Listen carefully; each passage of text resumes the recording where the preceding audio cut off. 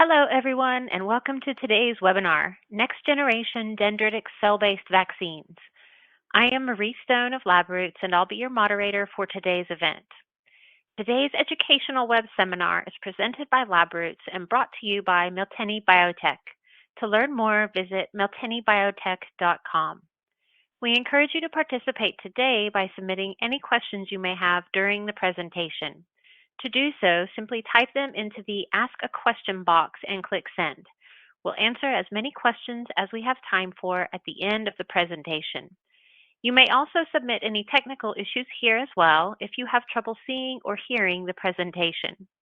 This webinar is educational and thus offers free continuing education credits. Please click on the Continuing Education window at the bottom of your screen to obtain your credits.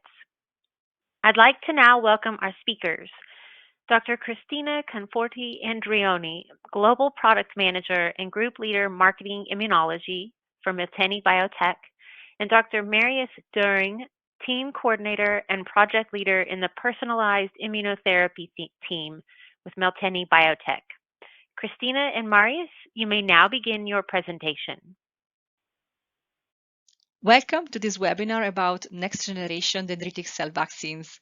I am Cristina Conforti Andreoni, and together with my colleague Marius Döring, I will give you an overview on the past, present, and future of DC vaccination, and an insight into the Miltenyi Biotec solution for BloodDC manufacturing with the CliniMACS Prodigy platform.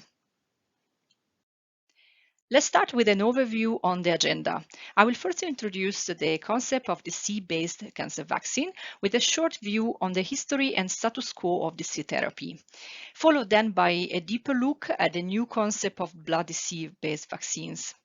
Then Marius will present our solution for BloodDC manufacturing with CliniMACS Prodigy platform and how it serves the needs of many dendritic cell scientists who want to bring the basic research into clinical with a seamless translation. Finally, you will have a chance to ask some questions and to discuss together with us some of the key points.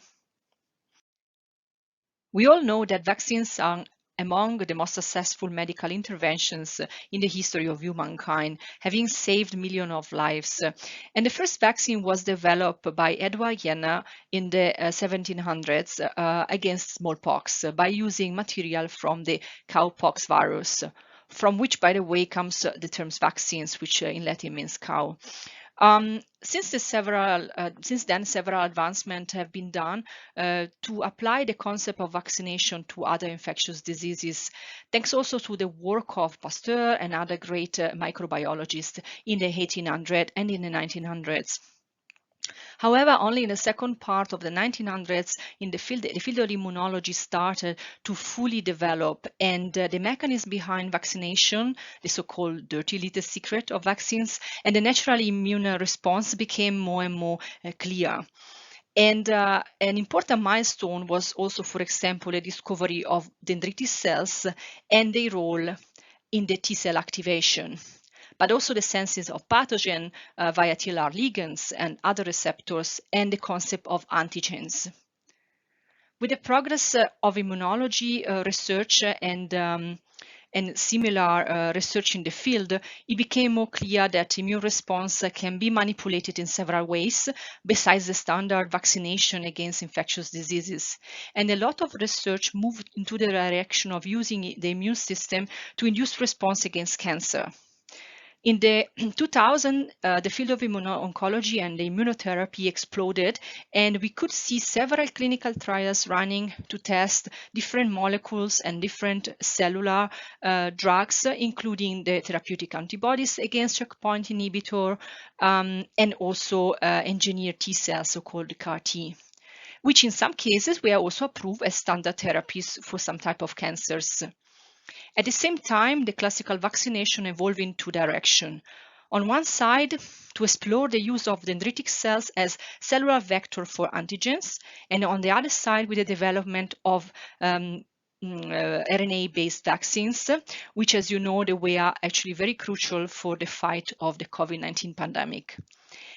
And in the case of cancer vaccination, another important player was the concept of using neoantigen-based vaccines.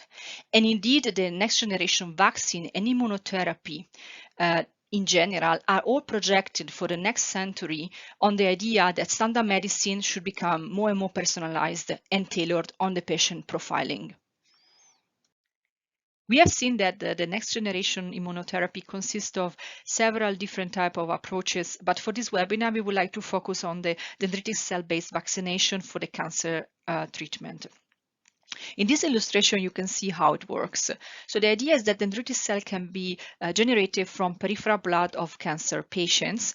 And the first step is to collect the blood and process it to prepare a leukapheresis product. Then the monocytes are isolated from this leukapheresis product and cultured with specific cytokines that are the interleukin-4 and the granulocyte macrophages colony-stimulating factor. Usually after 5 or 6 days, the dendritic cells are fully differentiated and can be then matured and loaded with specific cancer antigen. Now, one of the key aspects of DC therapy is to identify the correct antigens. So there are usually two possibilities. Antigens can be isolated from the same patients via collection of tumor biopsy and then given to DC in culture in the form of tumor lysate or tumor cells or tumor protein. But another way, and is a new approach, the future probably of DC therapy, is to sequence the tumor and identify the so-called neoantigens, so personalized mutated antigens of the patients, which then can be synthesized as RNA or peptide and given to the DC in culture. The other approach is instead to use off-the-shelf mRNA or peptides whose sequence comes from the typical antigens identified as recurrent in several patients with a given tumor type, the so-called shared antigens. Once ready, the cellular product is injected back into the patient, where the dendritic cells will induce an antigen-specific T-cell response, which in turn will attack the tumor cells. Dendritic cell therapy has now been experimented in several clinical trials for more than 15 years. And which are the lessons learned? So in general, it is well tolerated and showed some positive results. However, it is still not optimal and needs further development to reach a significant efficacy. It was observed indeed that DC maturation is crucial, that the presence of functional antigen-specific T cells can really predict the clinical outcome in the patients. And also the patients with lower tumor burden have actually more antigen-specific T cells. Also, it was seen that the presentation of multiple epitopes on MHC class 1 and 2 is really beneficial. And in general, one big problem still is the migration. The problem with troubleshooting of DC therapy is that the design of DC vaccine involves several variables to take in consideration, and even one single wrong choice can cause a suboptimal performance of the vaccine and even a complete failure of the therapy. First of all, you need to choose which antigen you want to use, so whether it would be an off-the-shelf tumor-associated antigen or a self-antigen, for example, a neoantigen. Then you need to decide in which form this antigen should be given to the dendritic cells, as a synthetic peptide or RNA, or as an endogenous protein lysate obtained from the tumor, or endogenous RNA, for example. Then the stimulus is really crucial. As mentioned, DC needs to be mature optimally. This can be done with cytokines cocktails, with chiral ligands, but there are also other ways, for example, engineering DC, so that they acquire specific function and maturation status. The route of injection is also very critical. As mentioned, the migration of DC is crucial, and whether the DC are injected in certain tissue or in another tissue might cause a suboptimal migration. Usually it can be done intradermal, some try also intravenous, in some cases intratumor, because then you will reach directly the place where the DC can find the antigen. And many studies, as we will see later, also focus on the intranodal, because then the DC is already in the lymph node and can act directly to activate T cells. And a very important point is also, where is DC vaccination applied in which type of cancer and which stage of the cancer, whether it would be metastatic, in remission, or even post-surgery in adjuvant settings, for example. Which tumor type should be the target of DC therapy? The one with a high mutation, the one with a hot tumor with a lot of T-cell infiltration, or might work also in cold tumor. And finally, we have seen that DC therapy have been applied both in solid as well as hematological tumors. So this is also an important choice, and based on this, also the antigen should be chosen. And a very final point that is becoming more and more important is how do you combine DC therapy? It's clear that probably DC therapy alone is not enough. It has been seen that it's often applied after surgery, which makes sense, and you can also obtain the antigen from the biopsy. But it's been also seen that DC therapy together with chemotherapy or radiotherapy can work in synergy for several reasons, especially the release of antigen due to the therapy. But lately, many publications have highlighted how checkpoint blockade and also other type of immunotherapy could actually synergize with DC therapy, as we will see also later at the end of the webinar. However, a very important point that we want to point out for the next part of the webinar is the choice of the type of dendritic cells. So majority of DC therapy so far in the last 15 years was done with the monocyte-derived dendritic cells. However, there are other two ways to obtain DC, with primary BloodDC or with the CD34-derived DC. And in the next part of the webinar, we will see how BloodDC can be actually a good choice and how can be actually manufactured in an efficient way.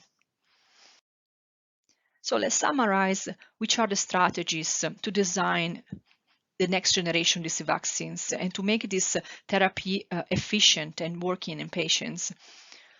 So as we mentioned, one way is to explore BloodDC subset for the vaccination, as we will see in a few seconds. We have seen that the role of neoantigen could be the future. So an improving of algorithm for neoantigen prediction and system to synthesize in a quick way neoantigen is actually critical, and it would be definitely something we'll see in the future. We also should identify which are the suitable indication and the right patient stratification for DC therapy. In some cases, that has been seen also engineered dendritic cells can be the way to improve the efficacy of vaccination and the potency of the DC, together with the proper maturation and migration stimulus. The combination with immunotherapy seems to be really the future, especially with checkpoint inhibitors. And altogether, the hope is that this different combination can really help DC therapy to be successful. But let's focus now specifically on the option to explore different disease subsets. So let's have a look at the BloodDC-based cancer vaccine. As mentioned, there are several ways to obtain dendritic cells. The classical way explored in the past for DC therapy was to derive them from monocytes. However, both in human and mouse, it has been identified three different subsets that are typical of the DC compartment. The myeloid or conventional DC and the plasmacytoid disease. So the myeloid conventional DC also divide in two subsets, so often called CDC1 and CDC2. The CDC1 is characterized in human by the expression of CD141 and the CDC2 by the expression of CD1C. And they all have a counterpart in mouse, although in mouse these cells have a slightly different expression of markers.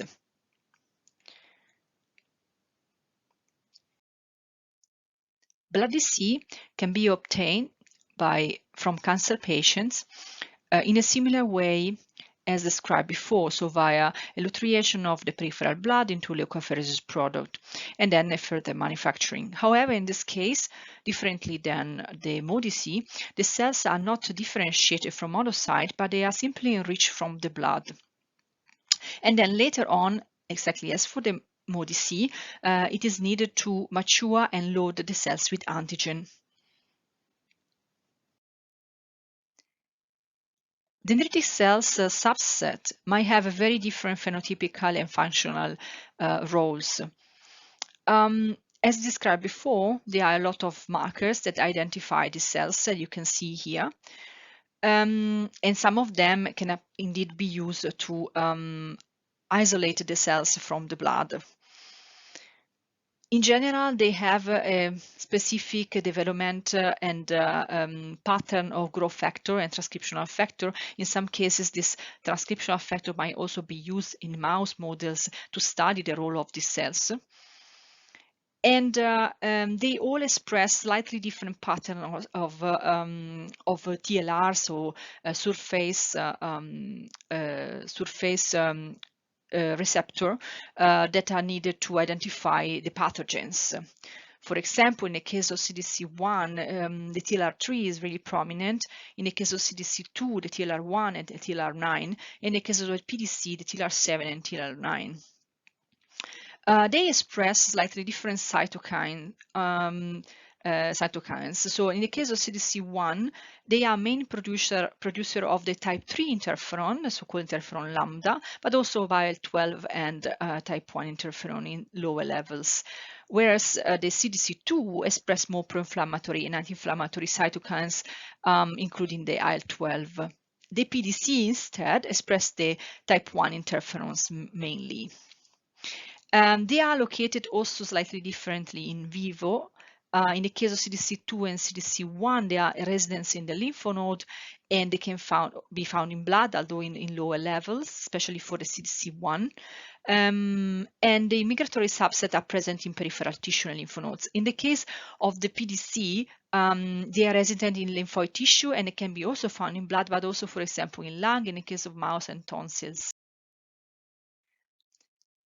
These cells might have overlapping function, of course, but they're a bit like specialized in different activities. For example, in the case of CDC1, they are highly specialized in cross-presentation, so in the activation of the response CD8 and TH1 T cells. That is very important against tumors and intracellular pathogen. That's why they are really correlating with a beneficial prognosis in cancer. In the case of CDC2, they depend really on the conditions. So depending on the cytokine cocktail and milieu, they might induce either Th1, Th2, or Th17 polarization. In some cases, also CD8 T cell response via cross-presentation, but in a less strong way than the CDC1. And they also respond to extracellular pathogens and allergens. That's why they are also involved in these diseases, mostly more than other subsets. They also maintain the Treg and Th17 homeostasis in lung and gut. In the case of PDC, instead, they are the first cells activated during the inflammatory response. They are really fast, and they do this, as we mentioned before, with the production of autointerferon type 1. They can stimulate also by cross-presentation of CD8, and they, in some cases, correlate with a poor prognosis in cancer, although this is still a bit debate and depend on the situation. In general, however, all the subset of dendritic cells, they are not really well studied yet in the tolerogenic role. Where, for example, in the case of MODC, they are also able to induce tolerance in some situation upon certain stimulation. So we have seen how different dendritic cell subsets have different phenotypes and also different functionalities. Now, it's possible to take advantage of these different specializations to build up specific therapies that can be different for different cancer type or different conditions. Here we can see some preliminary results of the use of blood dendritic cell subset in the cancer immunotherapy. So as mentioned, functionalities and the possibility to play with functionalities has definitely an advantage compared to MODC. And it is also hypothesized that the different subset might have also a superior antigen presenting features compared to the MODC. Another advantage of DC subset or BloodDC compared to MoDC generation is that it's much quicker. It can be done with an enrichment taking only a few hours and a maximum of 24 hours for a total maturation and antigen loading. And this also implies that there is less variability in the process, so it's possible to control better the manufacturing compared to the MoDC system. In this slide, you can see a very nice example of how different subset of dendritic cells can also give different results depending on the context. On the left side, you see a preclinical model in mouse of two different types of cancer, where depending on the experimental setting and the cancer actually is either the CDC1 or the CDC2 subset that is most successful in the reducing the tumor volume. And on the right side is a nice example of a clinical trials run using plasmacytoid dendritic cell vaccination, where you can clearly see an advantage on a cohort of patients compared to matched controls. So to summarize this first part, we can see that the dendritic cell-based vaccination has for sure some advantages. First of all, you can choose one or more specific disease subset based on the functionality. You can control the adjuvant and the antigen co-delivery. You can also have extensive choice of adjuvants to play with, and also the antigen diversity is still under exploration. And in general, we know that personalized products might enhance efficacy.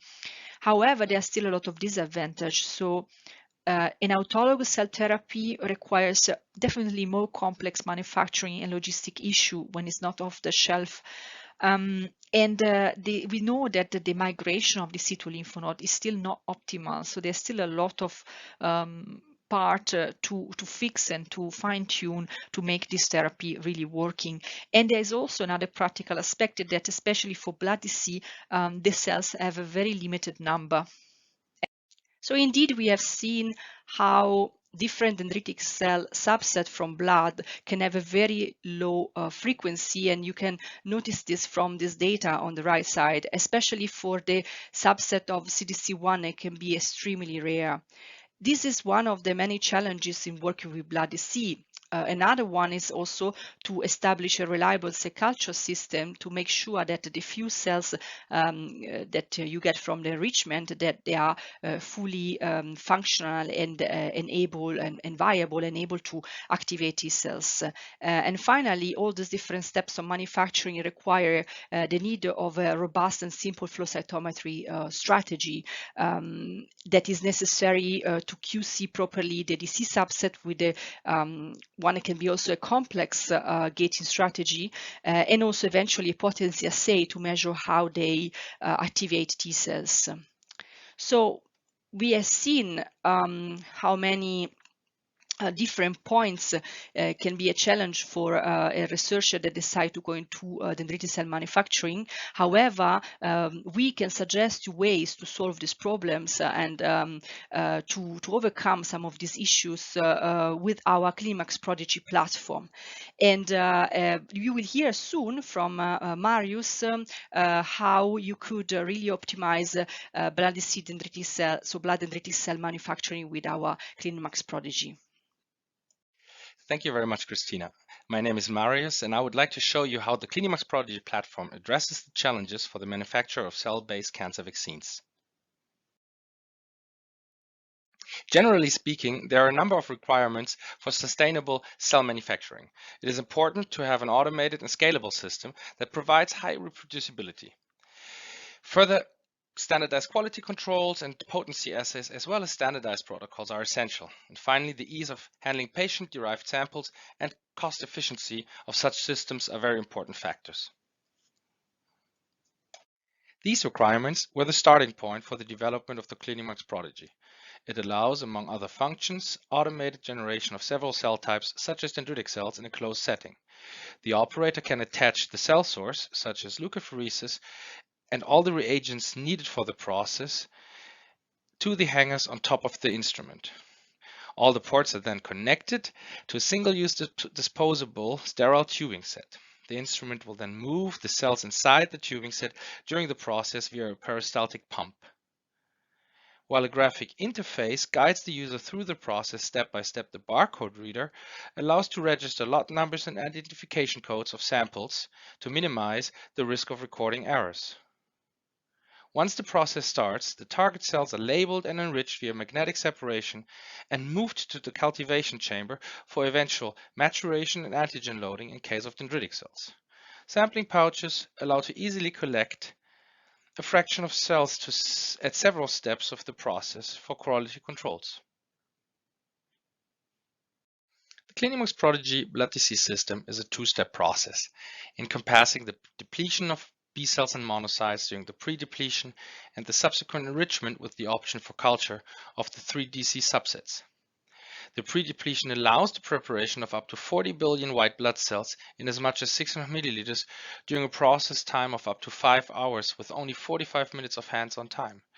The 3 DC subsets can equally be enriched from 40 billion cells to a purity of up to 90%, averaging a yield of 60%. For the enrichment and culture process, the estimated hands-on time is 2 hours during a process that can last up to 24 hours if DCs are cultured, matured, and loaded with antigens. The system was designed in a way that the user may choose from 4 different preset cases. These cases are grouped into 2 enrichment and culture cases and 2 enrichment only cases. In each group, the user may choose from the enrichment of PDC and CDC2s or the enrichment of CDC1s, CDC2s, and PDCs. In case the DCs are cultured, the user needs to attach suitable medium to the instrument and then, thanks to the flexible protocol, gets to program the time point for the administration of the stimulation reagent and the antigen loading. Let's look at some of the performance data obtained with the BloodDC system using enrichment-only cases. PDCs, identified by their expression of CD123 and CD303, were obtained to purities of up to 30%. While CDC1s, identified by their expression of CD141, could be obtained to purities of up to 8%, and lastly CDC2s, identified by their expression of Fc epsilon receptor 1 and CD1c, could be obtained to purities of up to 35%. On the top right panel, you can see that across many different donors, these purities were reproducibly obtained, and taken together, all these 3 subsets in a group that we now call the BloodDC group, we can show that across many different donors, we reliably isolate these blood DCs up to frequencies between 67 and 70%, exhibiting a viability between 90 and 100%. So in conclusion, starting from 1 billion white blood cells, we can obtain 10 million blood DCs. However, the recovery rate across different donors still varies greatly. Now, what about the functionality of these 3 DC subsets? In order to induce cytokine secretions by all 3 subsets, we had to find a combination of pattern recognition receptor ligands that would induce the activation of all 3 subsets. It is known from the literature that PDCs mainly express TLR7 and TLR9, while in CDCs, the combinations of other TLRs have been described. Namely, TLR3 is expressed in both CDC1s and CDC2s. Thus, using the combination of poly-IC, a TLR3 ligand, and R848, a TLR7/8 ligand, we should be able to induce the expression of pro-inflammatory cytokines and interferons. And consequently, upon 24-hour in vitro stimulation of these blood DCs using R848 and poly-IC, we can detect the expression of interferon alpha IL-6, IL-10, IL-12, TNF-alpha, and interferon lambda. And in line with these results, we could also detect the upregulation of the activation marker CD80 on all DC subsets 24 hours after stimulation with the combination of R848 and poly-IC. Similar results were obtained for the activation marker CD86 and also the chemokine receptor CCR7. Finally, we tested the capacity of our blood DCs to restimulate antigen-specific T cells in vitro in classic restimulation experiments.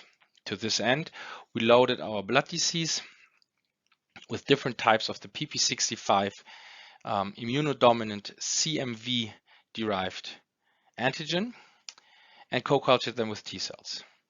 And we could show that only in the presence of either the mRNA coding for PP65 or the peptide, a specific immunodominant peptide of the PP65, the whole PP65 protein or the peptivator peptide pool,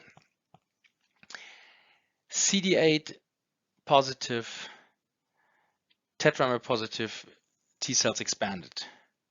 And we could also show further that the proliferation of these cells was mainly found amongst tetramer positive CD8 T cells. And finally, in order to assess the quality and also composition of our blood DCs, we have developed in collaboration with Yolanda de Vries from the Nijmegen University a FACS panel that allows us to identify our blood DC subsets. Real quick, as an overview, we would exclude the debris, only gate on live cells using the live dead marker 7AAD, further gate on CD45 positive cells, and from there select the site scatter low cells. Then we would exclude all CD14 and CD20 positive cells, and from there we check the abundance of PDCs by the markers that I mentioned before, CD123 and CD303, and also the abundance of CDC1s by the expression of CD141. Here from this we have to apply a little trick and use the non-gate, basically exclude the CD141s and then exclude also the CD123 positive cells in order to get a pure population of our Fc epsilon receptor 1 expressing and CD1C1 expressing CDC2s. All these phenotyping protocols and the details of these protocols can be found online under the link provided here. So for the last part of this webinar, we would like to discuss a couple of examples on how to possibly enhance DC-based vaccinations by combining it with other immunotherapies such as checkpoint inhibitor blockade. And to this end, I would like to remind everybody on the function of checkpoint inhibitor blockade. T cells are recognized as the main effector cells fighting tumors. And to this end, these tumors have to be infiltrated by T cells. Thus, the presence is very important. These T cells have to be functional, and these T cells have to recognize the tumor-associated antigens. However, they are very important and very well studied inhibitory pathways that are also engaged by the tumor in order to repress the effector functions of those T cells.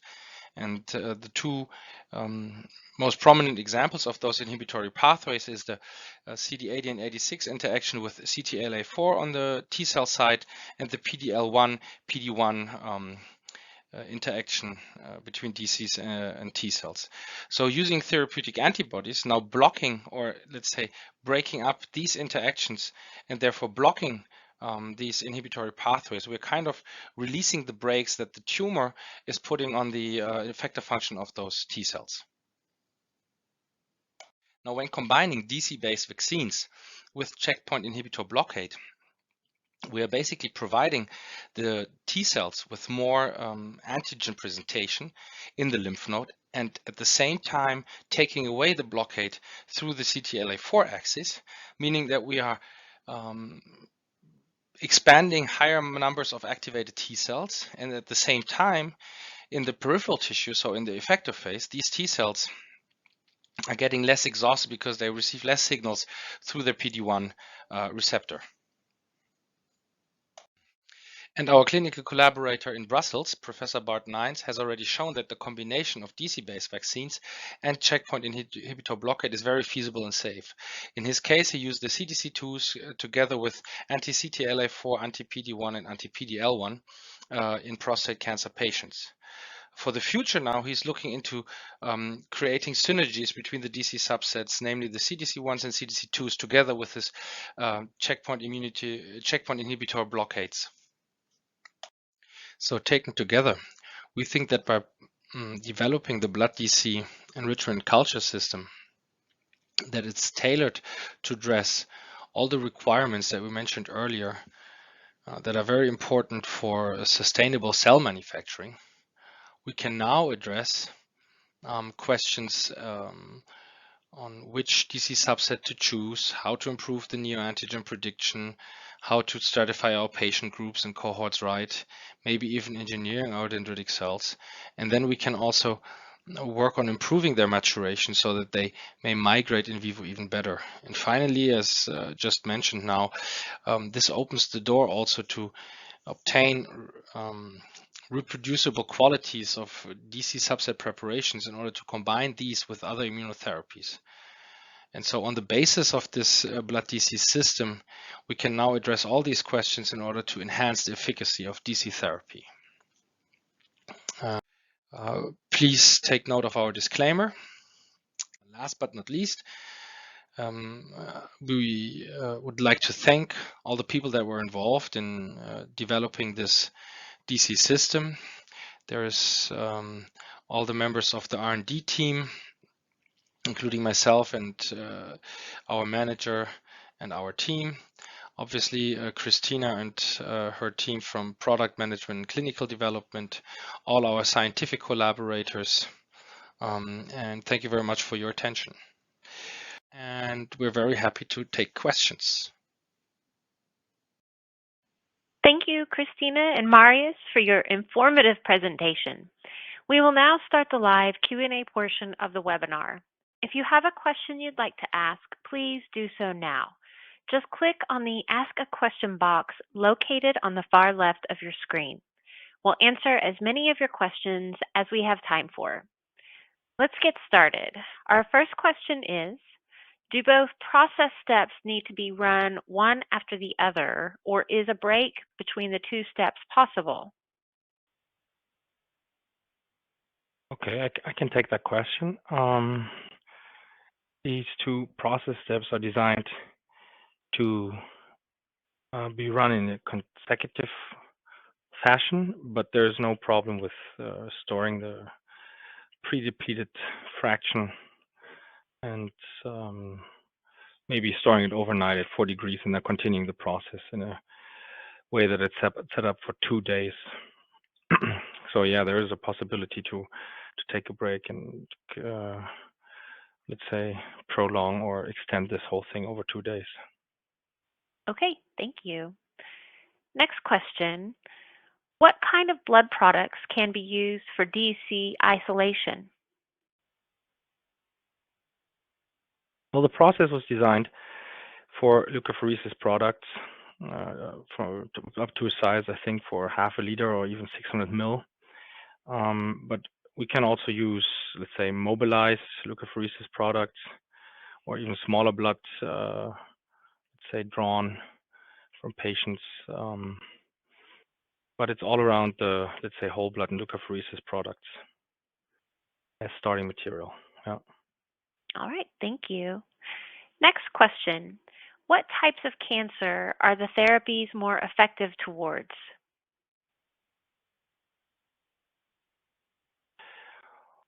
Well, that's a very good question. And I mean, if we look at scientific data, we know that dendritic cells have been proven very effective in melanomas. They have been very, let's say, safe, less effective in colorectal cancers and in pancreatic cancers. I think the one mesmerizing result from a lot of research with dendritic cell-based vaccines is that they've been proven in all cases as very safe and only mildly effective. So, and up to our opinion, it is due to the fact that the cell preparations that were being used could not be produced in a very, let's say, reproducible manner and under very standard conditions, because a lot of labs around the world that were doing these studies had their own little ways to produce these cells, and they couldn't produce a lot of standardized batches out of this.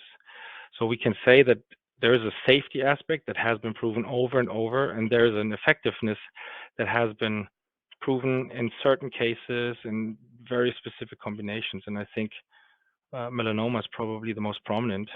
I know there are a lot of studies around pancreatic and colon cancer, but here the effectiveness is let's say, it's a case-to-case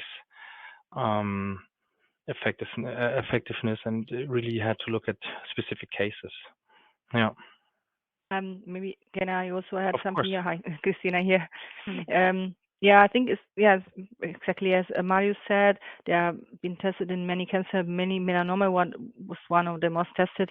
I think it has also to do on the type of mutation rate.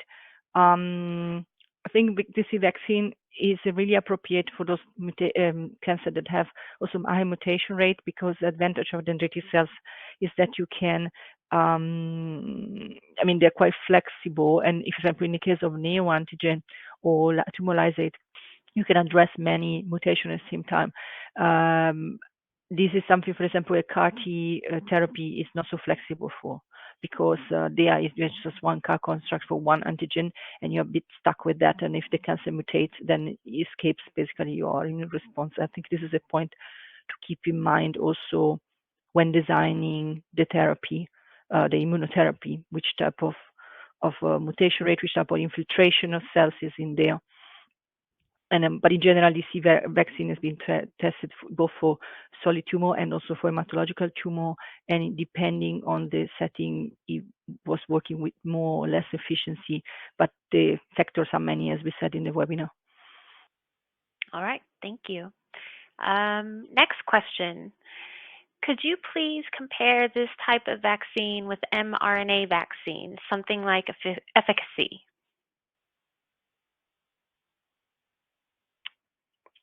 Cristina, you want to go ahead, or? Yeah, no, it's a very good question. Yeah, so as we said, so the mRNA vaccine technology is a kind of, it could be also kind of complementary to DC vaccination, in the sense that all this work done for sequencing the tumor and doing neoantigen approach could be done then using directly mRNA, like so-called naked RNA or liposomes, as the COVID-19 vaccine, or with a vector that is a cell, like dendritic cells.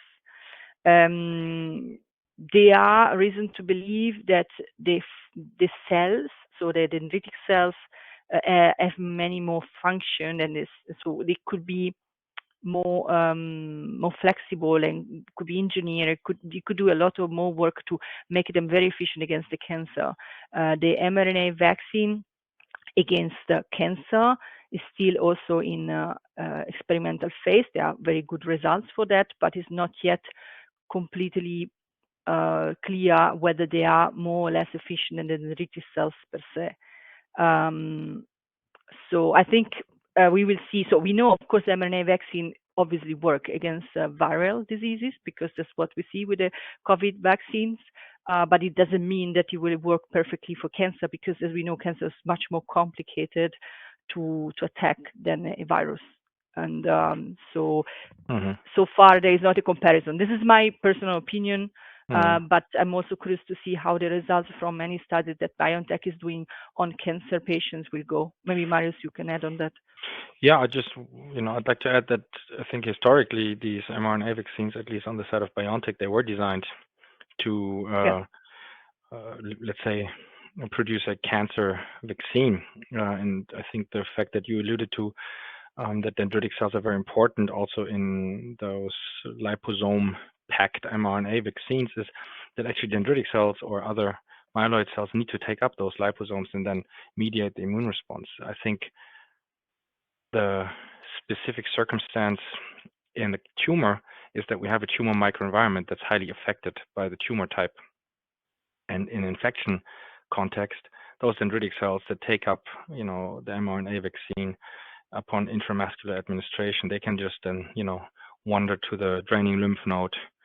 And after migration to this lymph node, they can induce the immune response. It's just that this is probably not working as well in cancer at the moment, because the tumor microenvironment is inhibiting, the full-blown DC function. And I think that's where the DC-based vaccination or vaccines in our, like the strategy that we just presented comes in, is that we take out those cells from the context and we induce the activation and the stimulation, and then feed them with the antigen and put them back into this context. And by taking them out of the tumor microenvironment, this is, it's not always just, let's say, anti-inflammatory, but it's doing a lot of things with the dendritic cells that at the end make them sometimes even, let's say, it's not only anti-inflammatory, but it's tolerogenic even, but taking them out of this context and then, feeding them with the antigen and the stimulants and everything outside and bringing them back in enhances the chance to, really make these effective antigen presenters, even in the tumor microenvironment. That's what I'd like to add. Yep. Great. Interesting. Thank you. Next question. Rather than cancer, what are the other diseases this vaccine is tested against? Yeah, so Marius just said that. So the dendritic cell can also be tolerogenic. So depending on the cocktail used, and this has been exactly done by with the monocyte-derived dendritic cells for example, diabetes, I think, other autoimmune diseases, basically. So this has been tested. So in the sense that we are clinical trials using MODC for the tolerogenic setting to counteract some autoimmune diseases. I think also and graft also versus host, maybe. yeah, and HIV. So also viral diseases, if I remember correctly, but only with MODC. With BloodDC, we didn't see yet anything, and we said in the webinar also, it's not so clear. So how to make them tolerogenic, I think. Maybe you can comment on this, Marius. Yeah, well, I totally agree. Let's say, amazing, or what makes this a very multifunctional system is that dendritic cells have a lot of facets, and you can either make them, stimulatory or induce them with TLR ligands, and then also render them tolerogenic. But obviously, you really have to make sure that you determine the dendritic cell biology that comes out of your cocktail that you stimulate the cells with. So it's very important, and it's not easy. And we suggest here using the blood DCs, which is a subset of 3 different DCs. So they all have specializations. So that's something that needs to be evaluated firstly. But I think this as a platform really provides you with a lot of opportunities to go either way, tolerogenic or maybe inflammatory and antigen presenters to induce an immune response against this. Great, Yeah. thank you. Next question, it's a 2-part question. To isolate DC from cancer patients, does it matter if they are young or old, male or female, and do responses of patients somewhat depend on their age, sex, etc.?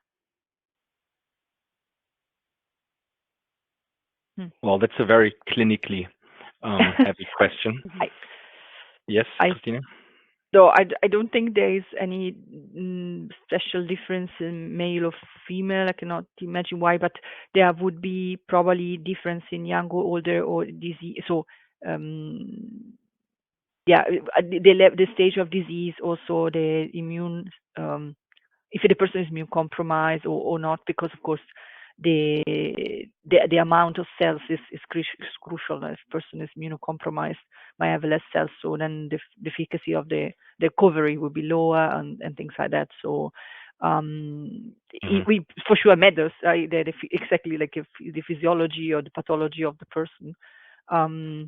But yeah, it's a very clinical question. I cannot answer as well.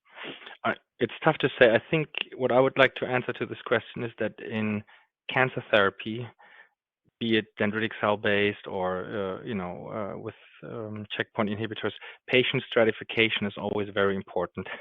Yeah. And patient stratification includes the sex, the age. It includes also other infections, maybe comorbidities, these kind of things. So this definitely has to be taken into consideration. But at this time point, also for me, it would be tough to give that a clear-cut reply. Oh. Okay, thank you. Next question.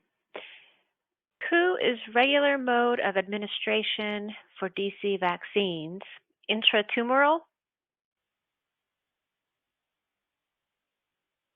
Okay, I'm not entirely sure I understood the first part of the question. Yeah. Who is regular mode? So what is the regular mode, maybe? Yeah, maybe. Yeah, of administration. Okay, yes. Did you want to say something, Cristina, right away, or? No, you Okay. can go on if you want to. I think it's a good point. The route of administration is very important. We know that there are right now, I think the trial that I just mentioned at the end, that's using DCs in combination with checkpoint inhibitors, is using an intradermal injection of these cells. But we also know from other clinical trials that they have been using even intralymph node injections of these cells. And this is all obviously trying, it's an effort in order to avoid the fact that these cells don't home that well or that don't migrate that well. So I would say the closer you can get to a spot where an immune response is elicited or the tumor itself would be preferential. Okay, thank you. Next question. Can tubing sets be used more than once? It's a very technical question, and I think there's a very easy answer to this one. Those are single-use compounds that are delivered with the system, and they are strongly recommended to be only used once. Okay. Next question. Will the cells be transferred into one bag or aliquoted upon stimulation and AG loading?